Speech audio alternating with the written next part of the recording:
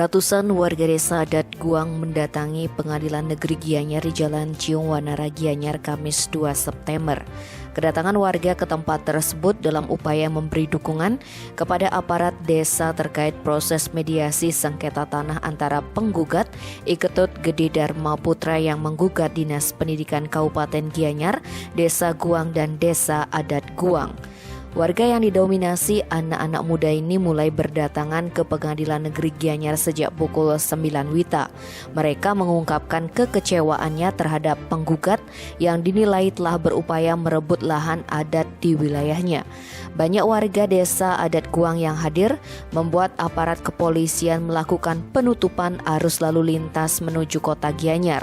Bahkan Kapolres Gianyar AKBP Imade Bayu Suta Sartana memimpin langsung pengamanan.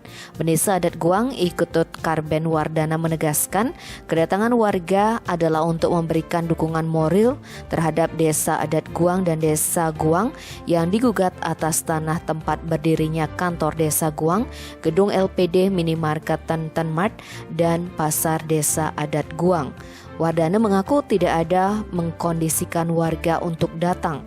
Kendati demikian, pihaknya sudah menghimbau warga untuk mentaati prokes guna mencegah penyebaran COVID-19. Tim Bali Express melaporkan.